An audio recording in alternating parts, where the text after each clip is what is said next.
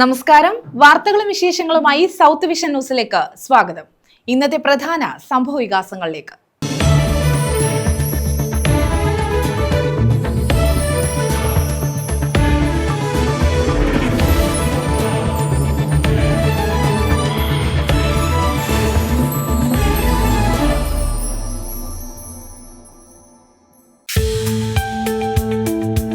അടിയന്തര ആൻജിയോഗ്രാമിന് നിർദ്ദേശിച്ച് 6 ദിവസമായിട്ടും പരിശോധന നടത്തിയില്ല. തിരുവനന്തപുരം മെഡിക്കൽ കോളേജിൽ അനാസ്ഥ, രോഗിക്ക് ജീവൻ നഷ്ടമായി. പന്മന സ്വദേശി വേണുവാണ് മരിച്ചത്. മരണത്തിന് മണിക്കൂറുകൾക്ക് മുമ്പ് വേണു സുഹൃത്തിനോട് സംസാരിക്കുന്ന ശബ്ദ സന്ദേശം പുറത്ത്. പന്മന സ്വദേശി വേണുവിന്റെ മരണം പ്രതിഷേധവുമായി UDF. ആരോഗ്യമന്ത്രിയുടെ ചിത്രത്തിൽ കരിയോയിലൊഴിച്ചു. പ്രവർത്തകർ ദേശീയപാത ഉപരോധിച്ചു. ആശുപത്രി അധികൃതർക്കെതിരെ നരഹത്യയ്ക്ക് കേസെടുക്കണമെന്ന് NK പ്രേമചന്ദ്രൻ MP.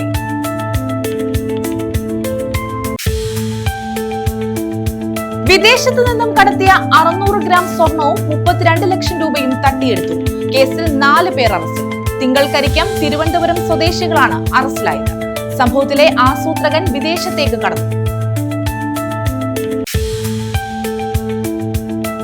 റോഡുകൾ ചോരക്കളങ്ങളാകുന്നു. അമിത വേഗതയിലെത്തിയ കാറിടിച്ച് കാൽനട യാത്രികൻ മരിച്ചു. തെക്കൻ മൈനാഗപ്പള്ളി സ്വദേശി അശോകനാണ് മരിച്ചത്. കരുനാഗപ്പള്ളി മാരാരിത്തോട്ടത്തായിരുന്നു അപകടം.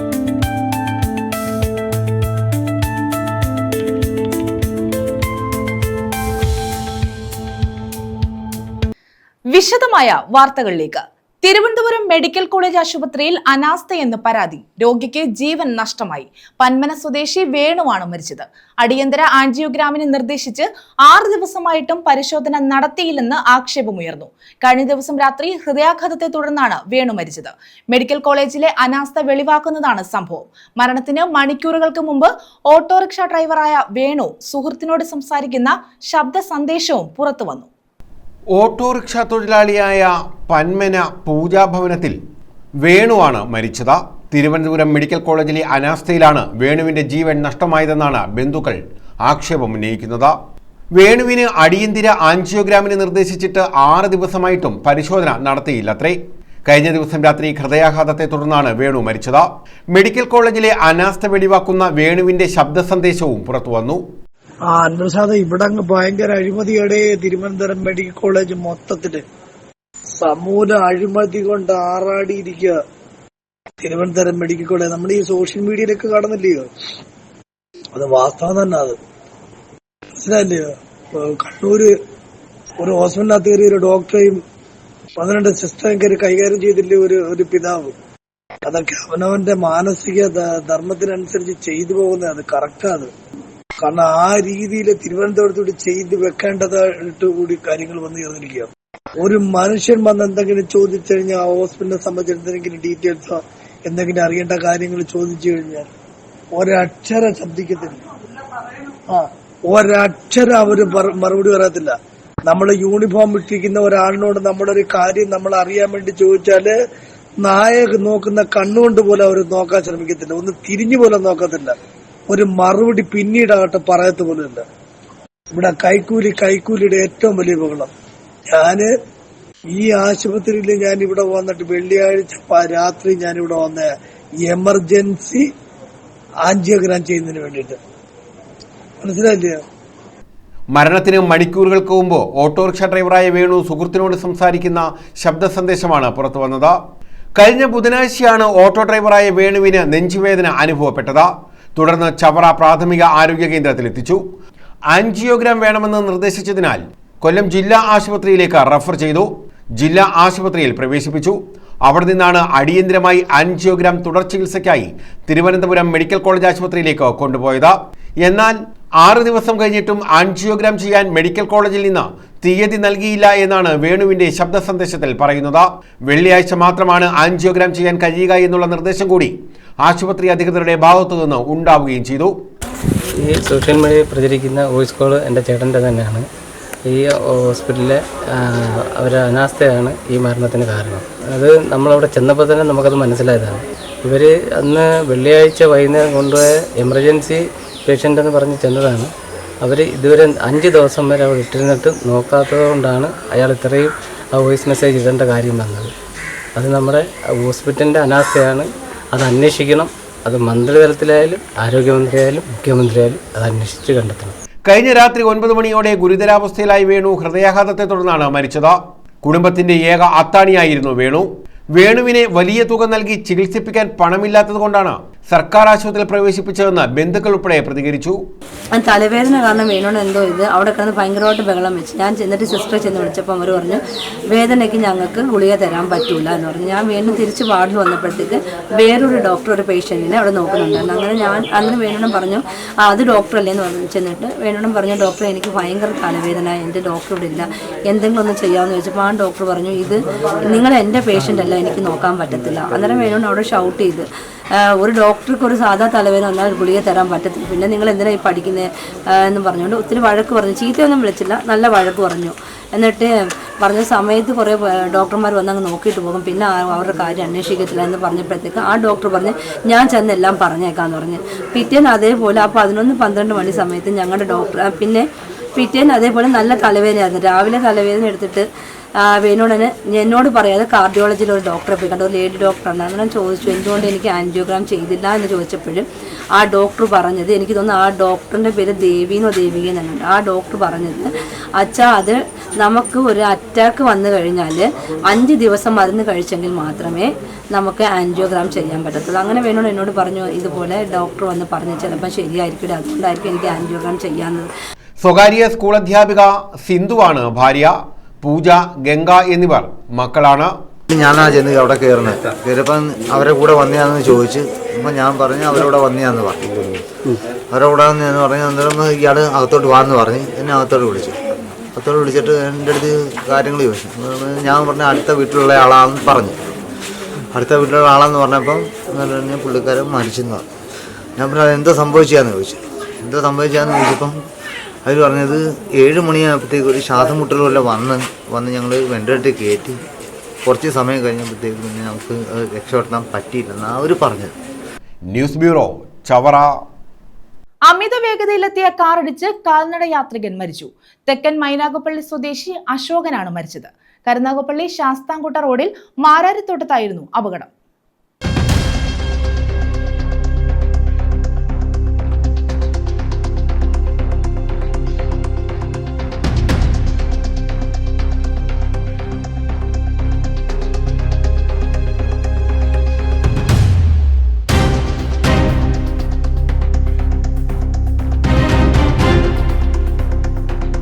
കരുനാഗപ്പള്ളി ശാസ്താംകോട്ട റോഡിൽ മാരാരിത്തോട്ടത്ത് കാൽനട യാത്രികൻ കാറിടിച്ചു മരിച്ചു.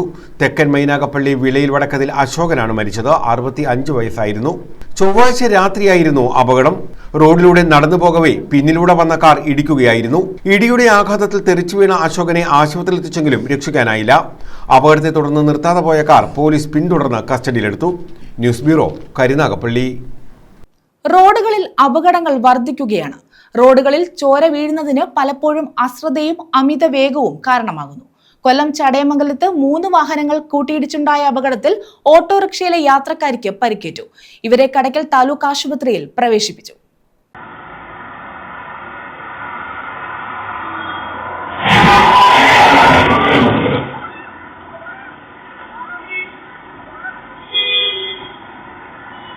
ചടയമംഗലത്ത് 3 വാഹനങ്ങൾ കൂട്ടിയിടിച്ചാണ് അപകടമുണ്ടായത്. അപകടത്തിൽ ഓട്ടോറിക്ഷ യാത്രക്കാരിക്ക് പരിക്കേറ്റു. ഇവരെ കടയ്ക്കൽ താലൂക്ക് ആശുപത്രിയിൽ പ്രവേശിപ്പിച്ചു. നിലമേൽ ഭാഗത്തു നിന്ന് വന്ന കാറും ആയൂർ ഭാഗത്തു നിന്ന് വന്ന മറ്റൊരു കാറും തമ്മിലാണ് ആദ്യം കൂട്ടിയിടിച്ചത്. അപകടത്തെ തുടർന്ന് നിയന്ത്രണം വിട്ട കാർ സമീപത്തുകൂടി പോവുകയായിരുന്ന ഓട്ടോറിക്ഷയിൽ ഇടിച്ച് ഓട്ടോറിക്ഷ മറിയുകയായിരുന്നു. അപകടത്തെ തുടർന്ന് ചടയമംഗലം കടയ്ക്കൽ റോഡിൽ ഗതാഗത തടസ്സം അനുഭവപ്പെട്ടു. സമീപവാസികളാണ് രക്ഷാപ്രവർത്തനങ്ങൾക്ക് നേതൃത്വം നൽകിയത്. ന്യൂസ് ബ്യൂറോ, കൊല്ലം. കശുവണ്ടി ഫാക്ടറിയിലെ ജപ്തി നടപടിക്കെതിരെ സംയുക്ത സമരസമിതി. കുണ്ടറ പവിത്രേശ്വരം കാരുവേലിൽ കൈലാസ് കശുവണ്ടി ഫാക്ടറിയിലെ ജപ്തി നടപടികൾക്കെതിരെയാണ് സമരസമിതി രംഗത്തെത്തിയത്. പവിത്രേശ്വരം ഗ്രാമപഞ്ചായത്തിലെ കാരുവേലിൽ കൈലാസ് കാഷ്യൂ കമ്പനിയിലെ ബാങ്കിന്റെ ജപ്തി നടപടികൾക്കെതിരെയാണ് സംയുക്ത സമരസമിതി രംഗത്തെത്തിയത്. സ്ഥാപനത്തിൽ ജോലി ചെയ്യുന്ന ജീവനക്കാരുടെയും തൊഴിലാളികളുടെയും തൊഴിൽ നഷ്ടപ്പെടുത്തുന്ന തരത്തിൽ സ്ഥാപനവും കെട്ടിടങ്ങളും ഉപകരണങ്ങളും ഭൂമാഫിയകൾക്കും ആക്രിക്കാർക്കും കൊടുക്കാൻ ശ്രമിക്കുന്ന ബാങ്കിന്റെ നടപടികൾ നടപ്പാക്കാൻ അനുവദിക്കില്ലെന്ന നിലപാടുമായാണ് സംയുക്ത സമരസമിതി രംഗത്തെത്തിയത്. കൊല്ലം ജില്ലയിലെ ഏറ്റവും വലിയ കശുവണ്ടി വ്യവസായ സ്ഥാപനമായ കൈലാസ് കാഷ്യൂ കമ്പനി, ആ കൈലാസ് കാഷ്യൂ കമ്പനി കഴിഞ്ഞ 3 വർഷങ്ങൾക്ക് മുമ്പ് തൊഴിൽ നടന്നുകൊണ്ടിരിക്കുമ്പോഴാണ് ബാങ്ക് അധികാരികൾ കടന്നു വന്ന് ഈ സ്ഥാപനം പൂട്ടി സീൽ ചെയ്ത് കൊണ്ടുപോകുന്ന സാഹചര്യമുണ്ടായി. അന്ന് യൂണിയൻ്റെ നേതാക്കന്മാരായ ഞങ്ങളെല്ലാവരും ഇവിടെ ഉണ്ടായിരുന്നു.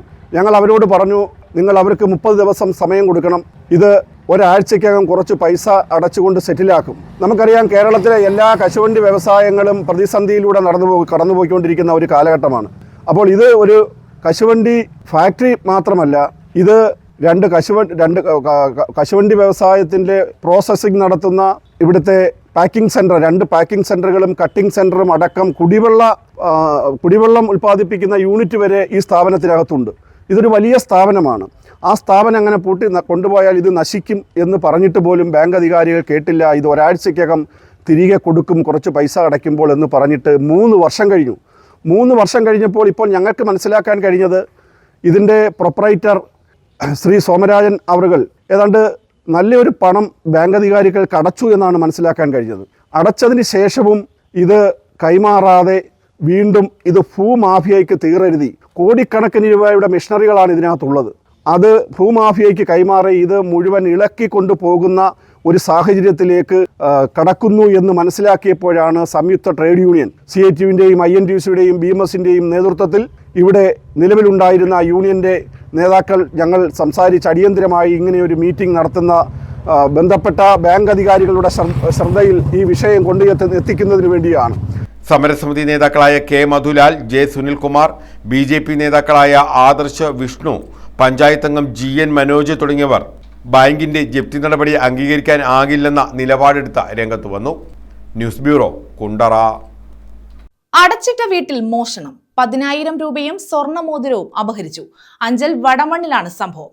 വീടടച്ചിട്ട് വീട്ടുകാർ ആശുപത്രിയിൽ പോയ സമയത്താണ് മോഷണം നടന്നത്.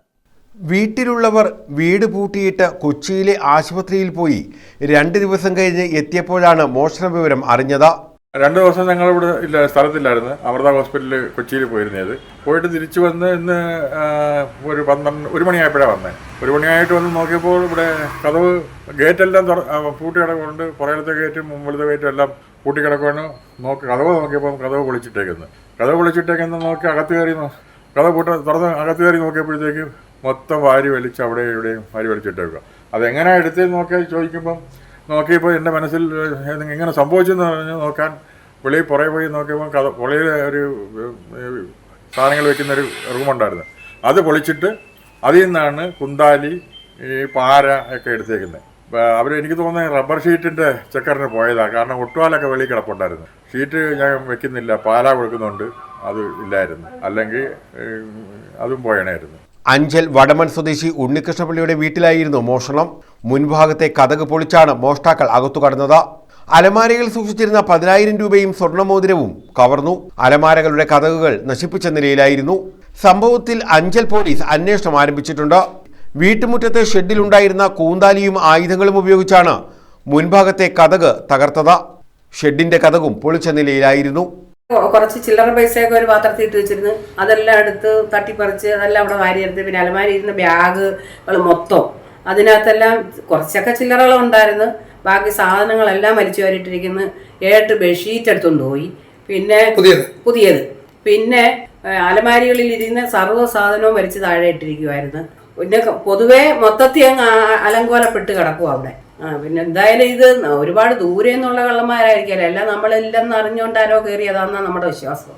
News bureau, Anchal. Thiruvananthapuram medical college ആശുപത്രിയിലെ അനാസ്ഥയിൽ പന്മന സ്വദേശി മരിച്ച സംഭവത്തിൽ നരഹത്യക്ക് കേസെടുക്കണമെന്ന് NK പ്രേമചന്ദ്രൻ MP. മരിച്ച വേണുവിന്റെ ഓഡിയോ സന്ദേശം മരണമൊഴിയായി കണക്കാക്കണം. ഭരണ നേതൃത്വത്തിനും ഉത്തരവാദിത്തത്തിൽ നിന്നും ഒഴിഞ്ഞു നിൽക്കാനാകില്ലെന്ന് MP പറഞ്ഞു. തിരുവനന്തപുരം മെഡിക്കൽ കോളേജ് ആശുപത്രിയിലെ അനാസ്ഥയിൽ പന്മന സ്വദേശി വേണു മരിച്ച സംഭവത്തിൽ നരഹത്യക്ക് കേസെടുക്കണമെന്ന് NK പ്രേമചന്ദ്രൻ MP ആവശ്യപ്പെട്ടു. 6 ദിവസമായിട്ടും യാതൊരുവിധ ശുശ്രൂഷയും നൽകിയില്ല എന്നത് ഗുരുതരമായ കുറ്റമാണ്. വേണുവിന്റെ സന്ദേശം മരണമൊഴിയായി കണക്കാക്കി ബന്ധപ്പെട്ടവർക്കെതിരെ നടപടി സ്വീകരിക്കണം. ഭരണ നേതൃത്വത്തിനും ഉത്തരവാദിത്തത്തിൽ നിന്ന് ഒഴിഞ്ഞു നിൽക്കാനാകില്ലെന്ന് MP വ്യക്തമാക്കി. അദ്ദേഹത്തിൻ്റെ മൊഴി അല്ലെങ്കിൽ അദ്ദേഹത്തിൻ്റെ വീഡിയോ സംസാരത്തെ മരണമൊഴിയായി കണക്കിലെടുത്തുകൊണ്ട് ബന്ധപ്പെട്ട അധികാരികൾക്കെതിരായി നരഹത്യക്കെതിരായി കേസെടുക്കാൻ ആവശ്യമായ നടപടികൾ സ്വീകരിക്കണം എന്നാണ് ഒന്ന് ആവശ്യപ്പെടാനുള്ളത്. രണ്ട്, ഈ കാര്യത്തിൽ ഭരണ നേതൃത്വത്തിൻ്റെ ഉത്തരവാദിത്വത്തിൽ നിന്ന് ഒഴിഞ്ഞു നിൽക്കാൻ കഴിയുമോ? മെഡിക്കൽ കോളേജ് ആശുപത്രി ഇത് ഒറ്റപ്പെട്ട സംഭവമല്ല. വണ്ടൂർ മെഡിക്കൽ കോളേജ് ആശുപത്രി ഇതിന് തൊട്ടപ്പുറത്ത് കഴിഞ്ഞ ദിവസം ഒരു പാവപ്പെട്ട കുടുംബത്തിൽപ്പെട്ട ഒരു സഹോദരൻ ഇതേ സമാന സ്വഭാവത്തിൽ തന്നെ മരണപ്പെടുന്ന സ്ഥിതി വന്നു. ഉത്തരവാദിത്വത്തിൽ നിന്ന് ബന്ധപ്പെട്ടവർക്ക് ഒഴിഞ്ഞു നിൽക്കാൻ കഴിയില്ല. കർശനമായ നടപടികൾ സ്വീകരിക്കാൻ വേണ്ടി തയ്യാറാകണം. സമഗ്രമായ അന്വേഷണം ഈ കാര്യത്തിൽ നടപ്പാക്കാൻ കഴിയണം. ഞാൻ ആവർത്തിച്ച് പറയുന്നു, അദ്ദേഹത്തിൻ്റെ വീഡിയോ സന്ദേശം അദ്ദേഹം തന്നെ പറഞ്ഞതാണ് എന്ന് വെറാസിറ്റിയെ സംബന്ധിച്ച് ഒരു തർക്കവുമില്ല. അദ്ദേഹത്തിൻ്റെ ഏറ്റവും അടുത്ത സുഹൃത്തിന് അയച്ചു കൊടുത്തിട്ടുള്ള ആ സന്ദേശത്തെ മരണമൊഴിയായി കണക്കാക്കിക്കൊണ്ട് ബന്ധപ്പെട്ട അധികാരികൾക്കെതിരായി കേസെടുക്കാൻ കഴിയണം. അതോടൊപ്പം തന്നെ ഈ കുടുംബത്തിന് മതിയായ ആശ്വാസ ധനസഹായം നൽകാൻ കഴിയണം. 2 പെൺകുട്ടികളാണ്, വിദ്യാഭ്യാസം പൂർത്തീകരിക്കാത്ത 2 പെൺകുട്ടികൾ അടങ്ങുന്ന ഒരു സാധാരണ കുടുംബമാണ് അനാഥമായിട്ടുള്ളത്.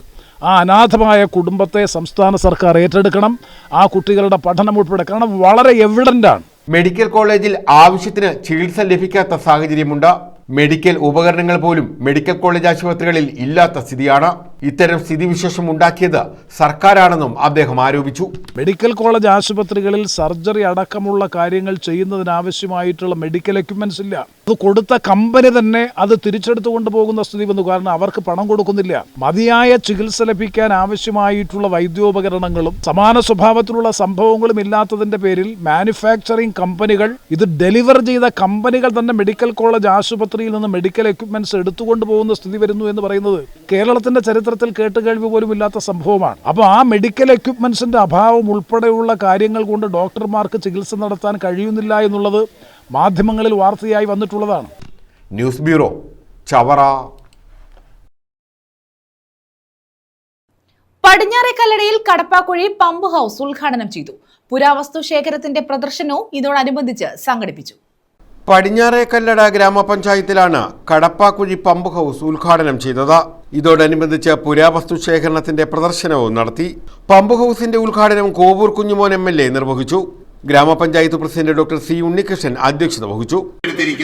അവരുടെ CSR ഫണ്ട് ഉപയോഗിച്ചുകൊണ്ട് നമുക്ക് 60 ലക്ഷം രൂപ ചെലവഴിച്ച് അവിടെ പമ്പ് ഹൗസും മോട്ടറും സ്ഥാപിക്കാം എന്ന് ധാരണയെത്തുകയും നമ്മൾ പ്രോജക്റ്റ് സമർപ്പിക്കുകയും NHPC ഡയറക്ടർ ബോർഡ് അത് അംഗീകരിക്കുകയും ചെയ്തിട്ടുണ്ട്. അത് ഈ മാർച്ച് 30 മുമ്പ് ഫണ്ട് അനുവദിച്ചുകൊണ്ട് നിർമ്മാണ പ്രവർത്തനം നടത്താൻ മൈനർ ഇറിഗേഷനെ നമ്മൾ ചുമതലപ്പെടുത്തുകയും ചെയ്തിട്ടുണ്ട്. മൈനർ ഇറിഗേഷനാണ് അതിൻ്റെ എക്സിക്യൂട്ടീവ് എഞ്ചിനാണ് അതിൻ്റെ പ്രോജക്റ്റ് DPR തയ്യാറാക്കിയത്. വികസന standing committee chairperson K Sudheer സ്വാഗതം പറഞ്ഞു. ജില്ലാ panchayat president doctor PK Gopan പ്രദർശന ഉദ്ഘാടനം നിർവഹിച്ചു. അങ്ങനെ വലിയ രാഷ്ട്രീയ പ്രവർത്തന പാരമ്പര്യമില്ലാതെ അല്പം മതവികാരവും അല്പം ജാതി വികാരവും ഒക്കെ കയറി രാഷ്ട്രീയ പ്രവർത്തനം നടത്തുന്നവർക്ക് പറ്റുന്നൊരവസ്ഥയായി. അവരെ ഭരിക്കുന്നത് രാജ്യത്തിന്റെ പൊതു പ്രശ്നങ്ങളല്ല, അവർക്ക് ചില മതപരമായ തീവ്രവാദം. അത് അവര് മാത്രമല്ല, ഒരുപാട് വാട്സപ്പ് ഗ്രൂപ്പുകളിലൂടെയും പ്രചരണങ്ങളിലൂടെയും ഈ അമിതമായ മതവൽക്കരണം അവരെ അടിച്ചേൽപ്പിക്കപ്പെടുകയാണ്. അവരുടെ ഉള്ളിൽ അങ്ങ് തീവ്രമായിട്ട് മതവികാരം കയറ്റിവിടുകയാണ്. ഒരർത്ഥത്തിൽ ശാസ്താംകോട്ടയിലെ 1-2 പേര് പറയുന്നത് ശാസ്താംകോട്ട അമ്പലക്കടവിൽ മറ്റു മതക്കാർ വരാൻ പാടില്ല, പച്ചയായിട്ടെന്ന് പറയുക. ഏത് ലോകത്തേക്കാണ് ഈ കേരളത്തിലുള്ള ആളുകളെ ഇവർ കൊണ്ടുപോകുന്നുള്ളതാണ്. അമ്പലക്കടവ് ഹിന്ദുക്കളുടേതാണ്, അവിടെ മറ്റു മതക്കാർ വരാൻ പാടില്ല, മറ്റു മതക്കാർ വന്ന് ഇരിക്കാനുള്ള ഒരു സൗകര്യം ഇവിടെ ഉണ്ടാക്കാൻ പാടില്ല. ദൈവത്തിന്റെ പ്രശ്നമാണോ ഇവർക്ക് മതത്തിന്റെ പ്രശ്നമാണോ? അതാണ് വയലാർ വളരെ കൃത്യമായിട്ട് അത് വർഷങ്ങൾക്ക് മുമ്പേ അദ്ദേഹം ചൂണ്ടിക്കാണിച്ചു. മനുഷ്യൻ മതങ്ങളെ സൃഷ്ടിച്ചു, മതങ്ങൾ ദൈവങ്ങളെ സൃഷ്ടിച്ചു, മതങ്ങളും മനുഷ്യരും കൂടി മണ്ണ് പങ്കുവച്ചു, മനസ്സ് പങ്കുവച്ചു. എത്ര കൃത്യമായിട്ടാണ് ആ മനുഷ്യൻ പറഞ്ഞത്. Sasthamcotta block panchayat president R Sundaresan മുഖ്യ പ്രഭാഷണം നടത്തി. പ്രോജക്ട് എഞ്ചിനീയർ ജയറാണി റിപ്പോർട്ട് അവതരിപ്പിച്ചു. ഗ്രാമപഞ്ചായത്ത് vice president L Sudha, standing committee ചെയർപേഴ്സൺമാരായ V രതീഷ്, J അംബികകുമാരി, ഉഷാലയം ശിവരാജൻ തുടങ്ങിയവർ പങ്കെടുത്തു. News bureau, Sasthamcotta. Chittoor government UP സ്കൂളിൽ ശീതകാല പച്ചക്കറിത്തോട്ടത്തിന്റെ ഉദ്ഘാടനം നടത്തി. അമ്മമാരും കുട്ടികളും ചേർന്നൊരുക്കിയ രുചിമേളവും കുട്ടികൾക്ക് വ്യത്യസ്ത അനുഭവമായി. ആരോഗ്യകരമായ ഭക്ഷണം കഴിക്കാനും നാടൻ ഭക്ഷണ വിഭവങ്ങളുടെ മൂല്യം മനസ്സിലാക്കുക എന്ന ലക്ഷ്യത്തോടെ നിരവധി പോഷക ഗുണമുള്ള നാടൻ വിഭവങ്ങൾ മേളയിൽ അവതരിപ്പിച്ചു. പഴയകാല ഓർമ്മകൾ ഉണർത്തുന്ന ചായക്കടയും സ്കൂൾ പരിസരത്ത് പുനഃസൃഷ്ടിച്ചത് കുട്ടികൾക്കും രക്ഷിതാക്കൾക്കും ഒരു അനുഭവമായി മാറി.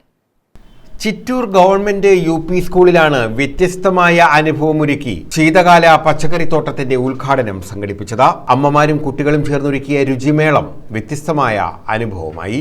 ആരോഗ്യകരമായ ഭക്ഷണം കഴിക്കാനും നാടൻ ഭക്ഷണ വിഭവങ്ങളുടെ മൂല്യം മനസ്സിലാക്കാനുമുള്ള ലക്ഷ്യം മുന്നിൽ കണ്ടാണ് മേള സംഘടിപ്പിച്ചത്. നിരവധി പോഷക ഗുണമുള്ള നാടൻ വിഭവങ്ങൾ മേളയിൽ അവതരിപ്പിച്ചു.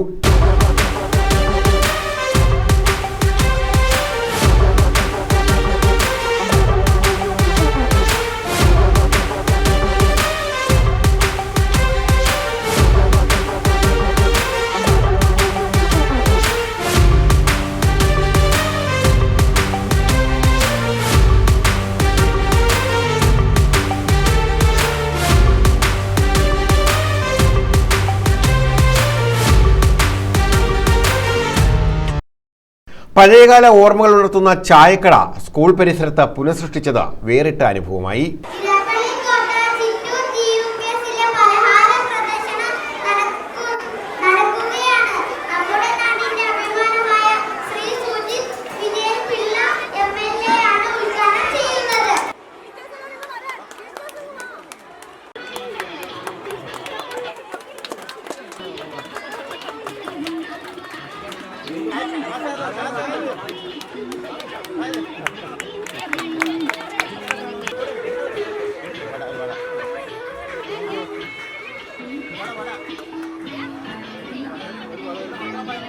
ശീതകാല പച്ചക്കറിത്തോട്ടത്തിന്റെയും അമ്മമാരും കുട്ടികളും ചേർന്നൊരുക്കിയ രുചിമേളത്തിന്റെയും ഉദ്ഘാടനം ഡോക്ടർ സുജിത് വിജയൻപിള്ള MLA നിർവഹിച്ചു. ശീതകാല പച്ചക്കറിത്തോട്ടം എന്ന് പറയുമ്പോൾ നമ്മുടെ ഈ മാസങ്ങൾ നവംബർ, ഡിസംബർ, ജനുവരി മാസങ്ങളാണ് നമ്മളെ പൊതുവെ ഒരു തണുപ്പ് കാലാവസ്ഥയുള്ളത്. ഈ കാലാവസ്ഥയിൽ വളരുന്ന പച്ചക്കറികളാണ് നമ്മൾ കൃഷി ചെയ്യാൻ പോകുന്നത്. ഇതിനോടൊപ്പം രുചിക്കൂട്ട് എന്നുള്ള രീതിയിൽ വിവിധ തരത്തിലുള്ള പാചക വൈവിധ്യങ്ങളും പരിചയപ്പെടുത്തുന്നുണ്ട്.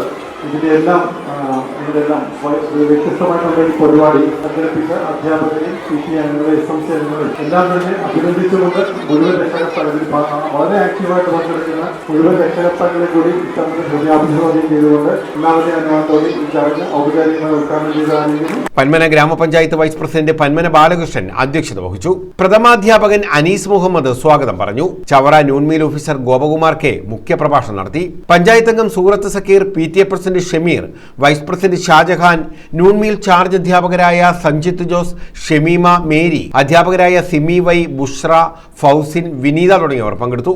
പരിസ്ഥിതി സൗഹൃദ കൃഷിയും ആരോഗ്യകരമായ ഭക്ഷണശീലവും വളർത്തുക എന്ന ലക്ഷ്യത്തോടെയാണ് സ്കൂളിൽ പരിപാടി സംഘടിപ്പിച്ചത്. News bureau, Chavara.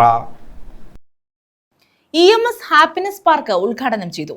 ശാസ്താംകോട്ടയിലാണ് കൊല്ലം ജില്ലാ പഞ്ചായത്ത് പാർക്ക് നിർമ്മിച്ചത്. ശാസ്താംകോട്ടയിൽ കൊല്ലം ജില്ലാ പഞ്ചായത്ത് നിർമ്മിച്ച EMS ഹാപ്പിനെസ് പാർക്കാണ് നാടിന് സമർപ്പിച്ചത്.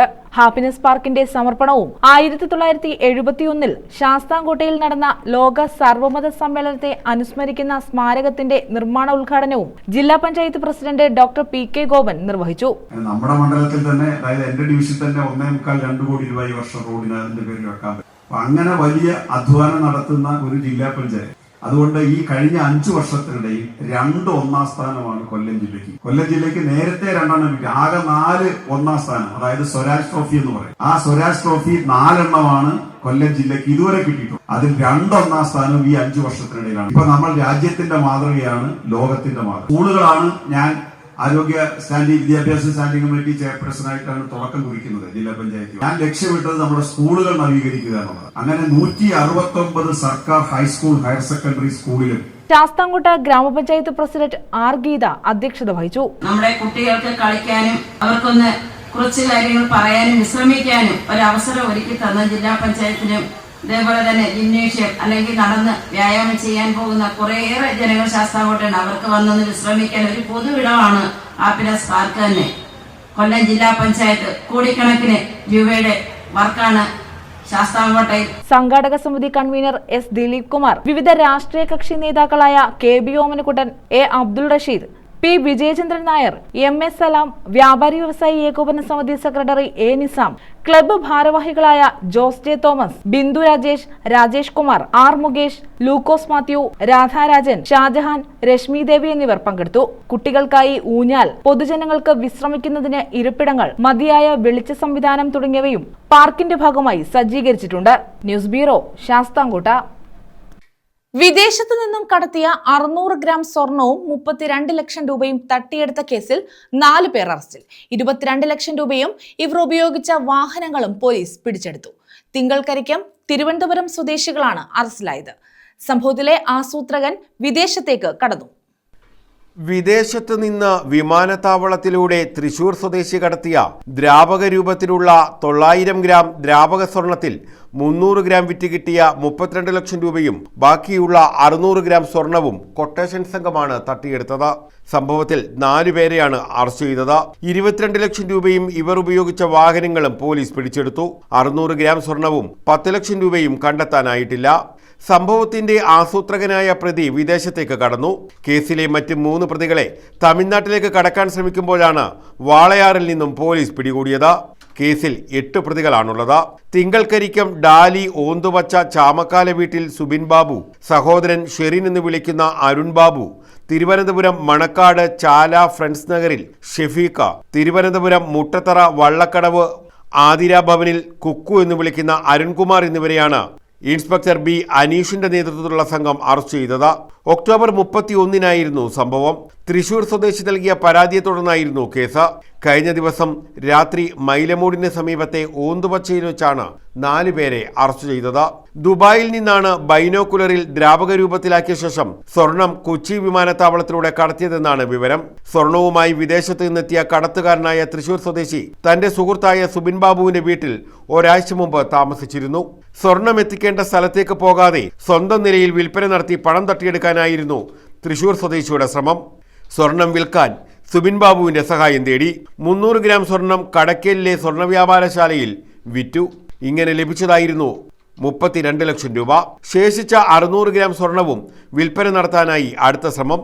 ഇതിനിടെ സുബിൻ ബാബു സഹോദരനായ അരുൺ ബാബുവിനെ വിവരങ്ങൾ അറിയിച്ച ശേഷം കൊട്ടേഷൻ സംഘത്തെ ഏർപ്പെടുത്തി തൃശൂർ സ്വദേശിയെ കെട്ടിയിട്ട ശേഷം മൈലിമൂട്ടിലെ വീട്ടിൽ നിന്ന് സ്വർണവും പണവും കടത്തുകയായിരുന്നു. ഇയാളുടെ പക്കലുള്ള 40,000 രൂപയും വെള്ളിയാഭരണങ്ങളും മറ്റ് സ്വർണ്ണാഭരണങ്ങളും മൊബൈൽ ഫോണും തട്ടിയെടുത്തു. വിദേശത്തുള്ള പ്രതിയായ ആളാണ് കൊട്ടേഷൻ സംഘത്തെ ഏർപ്പാടാക്കിയതെന്നാണ് വിവരം. ജീവന് ഭീഷണിയുണ്ടെന്ന പരാതിയെ തുടർന്ന് തൃശൂർ സ്വദേശിയുടെ വിവരങ്ങൾ വെളിപ്പെടുത്തിയിട്ടില്ല. SI-മാരായ SS ഷിജു, വിനോദ് കുമാർ, സൂരജ് സ്റ്റീഫൻ, CPO-മാരായ സുജിത്ത്, രാംകുമാർ, അഭിലാഷ്, അലീഫ്, ആദർശ് തുടങ്ങുന്ന സംഘമാണ് പ്രതികളെ അറസ്റ്റ് ചെയ്തത്. ഇവരെ റിമാൻഡ് ചെയ്തു. News bureau, Kulathupuzha. തഴവയുടെ പെരുമ കൈതോലയും നെയ്ത്തുമായിരുന്നു. പോയ കാലത്തിന്റെ സമൃദ്ധി ഇന്ന് നാടിന്റെ പേരിൽ മാത്രമായി ചുരുങ്ങി. നഷ്ടപ്പെടലുകളുടെ ഇന്ന് പോയ നന്മകളെ തിരിച്ചുപിടിക്കാനുള്ള ശ്രമമാണ് തഴവ പെരുമയിലൂടെ തഴവ ഗ്രാമപഞ്ചായത്ത് ഏറ്റെടുത്തിട്ടുള്ളത്. ഇതിന്റെ ഭാഗമായി തഴവയിൽ പോയ കാലത്തിന്റെ സമൃദ്ധിയായിരുന്ന കൈതയെ മടക്കിക്കൊണ്ടുവരാനുള്ള ശ്രമങ്ങൾ ആരംഭിച്ചു. തഴവ വെങ്ങാട്ടംപള്ളി മുക്കിന് സമീപം കൈത നട്ടുകൊണ്ട് പദ്ധതിക്ക് തുടക്കം കുറിച്ചു. പോയ കാലത്ത് തഴവയുടെ പ്രൗഢിയായിരുന്ന തഴപ്പ വ്യവസായത്തെ തിരികെ കൊണ്ടുവരാനുള്ള ശ്രമത്തിലാണ് തഴവ ഗ്രാമപഞ്ചായത്ത്. ഇതിന്റെ ഭാഗമായി തഴവ പെരുമ പദ്ധതി നടപ്പാക്കി വരികയാണ്. പദ്ധതിയുടെ ഭാഗമായാണ് കൈത വെച്ചുപിടിപ്പിക്കുന്ന പദ്ധതിക്ക് തുടക്കം കുറിച്ചത്. തഴവ വെങ്ങാട്ടംപള്ളി മുക്കിന് സമീപം കൈത വെച്ചുപിടിപ്പിച്ചുകൊണ്ട് പദ്ധതിക്ക് തുടക്കം കുറിച്ചു. KSFE chairman K. വരദരാജൻ ഉദ്ഘാടനം ചെയ്തു. പഴയ മൂളം, പഴയ പായ, പഴയ കസേരകൾ, ചൂരലിന്റെയും മറ്റും കസേരകളും ചൂരൽ വരിഞ്ഞ കട്ടിലുകളും ഇതൊക്കെയാണ് നമ്മുടെ നാട്ടിൽ പണ്ടത് ഉപയോഗിച്ചത്. ആ സ്ഥലങ്ങളിൽ മുഴുവൻ പ്ലാസ്റ്റിക് ഉൽപ്പന്നങ്ങൾ പിന്നീട് കൈയടക്കുകയാണ് ചെയ്തത്. തഴപ്പായുടെ തഴ വെച്ചുപിടിപ്പിക്കുന്ന ഒരു മഹത്തായ ജനകീയ പ്രസ്ഥാനത്തിനാണ് നമ്മളിവിടെ തുടക്കം കുറിക്കുന്നത്. നമ്മളിതിനെ ജനങ്ങളുടെ ആകെ പദ്ധതിയായി ഗ്രാമപഞ്ചായത്ത് ഇപ്പോൾ സംഘടിപ്പിക്കുകയാണ്. അതിൽ കക്ഷി രാഷ്ട്രീയമില്ല, ജാതിമത വ്യത്യാസങ്ങളില്ല. നാടിൻ്റെ പുരോഗതിയും ഏറ്റവും നല്ല ഉൽപ്പന്നങ്ങൾ ഉൽപ്പാദിപ്പിക്കാൻ കഴിയുന്ന തഴ നിർമ്മിക്കുക, ഉൽപ്പാദിപ്പിക്കുക എന്ന വലിയ ഉത്തരവാദിത്തം, തഴവയുടെ പ്രാപ്തി, പഴയ നിലയിലുണ്ടായിരുന്ന അതിൻ്റെ പെരുമ ഉയർത്തിക്കൊണ്ടുവരുന്നതിന് ഇതിലൂടെ കഴിയും എന്ന് തന്നെയാണ്. ഗ്രാമപഞ്ചായത്ത് പ്രസിഡന്റ് V. സദാശിവൻ അധ്യക്ഷത വഹിച്ചു. കേരളത്തിലെ ഏറ്റവും കൂടുതൽ നൽകിയ ലൈഫിന്റെ വീട് നൽകിയ കൊല്ലം ജില്ലയിലെ 2ാമത്തെ പഞ്ചായത്തും കഴിഞ്ഞ വർഷം ബഹുമാനപ്പെട്ട കേരളത്തിന്റെ ആദരണീയ മുഖ്യമന്ത്രി നമുക്കത് അവാർഡ് നൽകും. ഞാൻ പറഞ്ഞത് എല്ലാ മേഖലയിലും നമ്മുടെ പഞ്ചായത്ത് ഒരു വടി എന്ന് പറയുന്നത് 2 വടി മുന്നിലാണ്. അത് ആൾക്കാർക്ക് പരിശോധിക്കാനും പഠിക്കാനും എല്ലാവർക്കും. പഞ്ചായത്ത് അംഗങ്ങളായ Viju Kiliyanthara, advocate R Ambalikuttan, R Suja, Shanu K Salam, panchayat secretary M Rubeena, D Abraham, TDS chairperson Latha, assistant secretary M Salim തുടങ്ങിയവർ പങ്കെടുത്തു. News bureau, Thazhava. Thiruvananthapuram medical college ആശുപത്രിയിലെ അനാസ്ഥയിൽ പന്മന സ്വദേശി മരിച്ച സംഭവത്തിൽ പ്രതിഷേധവുമായി UDF. പ്രകടനമായി എത്തിയ UDF പ്രവർത്തകർ ആരോഗ്യമന്ത്രി വീണ ജോർജിന്റെ ചിത്രത്തിൽ കരിയോയിലൊഴിച്ചു. ചൂലുകൊണ്ട് ചിത്രത്തിൽ അടിക്കുകയും ചെയ്തു. ചവറ ഇടപ്പള്ളിക്കോട്ടയിലായിരുന്നു പ്രതിഷേധം. UDFന്റെ പ്രതിഷേധത്തെ തുടർന്ന് ദേശീയപാത 66-ൽ ഗതാഗതവും തടസ്സപ്പെട്ടു. ഇതേസമയം സംഭവത്തിൽ ആരോഗ്യമന്ത്രി മെഡിക്കൽ വിദ്യാഭ്യാസ ഡയറക്ടറോട് വിശദീകരണം ആവശ്യപ്പെട്ടു.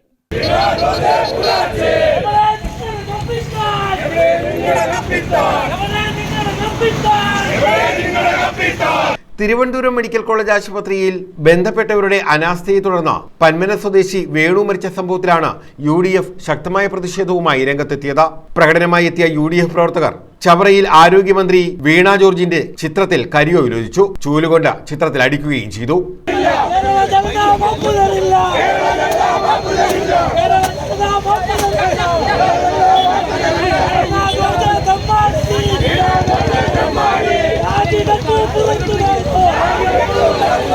ചവറ ബ്ലോക്ക് പഞ്ചായത്ത് പ്രസിഡന്റ് സന്തോഷ് തുപ്പാശ്ശേരി ഉൾപ്പെടെയുള്ളവരുടെ നേതൃത്വത്തിലായിരുന്നു പ്രതിഷേധം. പ്രകടനമായി എത്തിയ പ്രവർത്തകർ ദേശീയപാത ഉപരോധിക്കുകയും ചെയ്തു.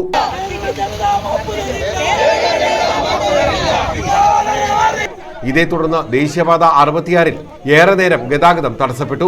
കഴിഞ്ഞ ദിവസമാണ് പന്മന സ്വദേശി വേണു ഹൃദയാഘാതത്തെ തുടർന്ന് തിരുവനന്തപുരം മെഡിക്കൽ കോളേജ് ആശുപത്രിയിൽ മരിച്ചത്. മെഡിക്കൽ കോളേജ് ആശുപത്രിയിലെ അനാസ്ഥയാണ് വേണുവിന്റെ മരണകാരണമെന്നാണ് UDF ആരോപിക്കുന്നത്. ഓട്ടോറിക്ഷ ഡ്രൈവറായിരുന്നു വേണു. ആശുപത്രിയുടെ അനാസ്ഥയുമായി ബന്ധപ്പെട്ട് വേണുവിന്റെ ശബ്ദ സന്ദേശവും പുറത്തു വന്നിരുന്നു. തുടർന്ന് പ്രവർത്തകർ മന്ത്രി വീണ ജോർജിന്റെ ചിത്രം തീയിട്ട് നശിപ്പിച്ചു.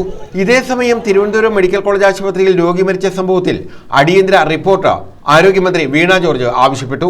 മെഡിക്കൽ വിദ്യാഭ്യാസ ഡയറക്ടറോടാണ് റിപ്പോർട്ട് ആവശ്യപ്പെട്ടത്. News bureau, Chavara. പ്രധാന വാർത്തകൾ വീണ്ടും. അടിയന്തര ആൻജിയോഗ്രാമിന് നിർദ്ദേശിച്ച് 6 ദിവസമായിട്ടും പരിശോധന നടത്തിയില്ല. തിരുവനന്തപുരം മെഡിക്കൽ കോളേജിൽ അനാസ്ഥ, രോഗിക്ക് ജീവൻ നഷ്ടമായി. പന്മന സ്വദേശി വേണുവാണ് മരിച്ചത്. മരണത്തിന് മണിക്കൂറുകൾക്ക് മുമ്പ് വേണു സുഹൃത്തിനോട് സംസാരിക്കുന്ന ശബ്ദ സന്ദേശം പുറത്ത്. പന്മന സ്വദേശി വേണുവിന്റെ മരണം പ്രതിഷേധവുമായി UDF. ആരോഗ്യമന്ത്രിയുടെ ചിത്രത്തിൽ കരിയോയിലൊഴിച്ചു. പ്രവർത്തകർ ദേശീയപാത ഉപരോധിച്ചു. ആശുപത്രി അധികൃതർക്കെതിരെ നരഹത്യക്ക് കേസെടുക്കണമെന്ന് NK പ്രേമചന്ദ്രൻ MP.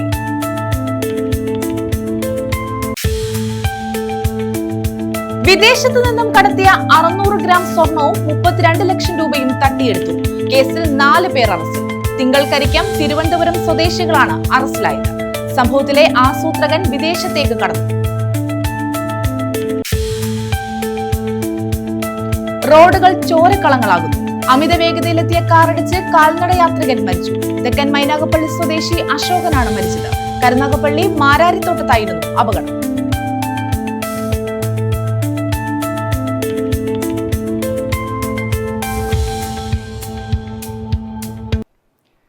ഈ വാർത്താ ബുള്ളറ്റിൻ പൂർണ്ണമാകുന്നു. നമസ്കാരം.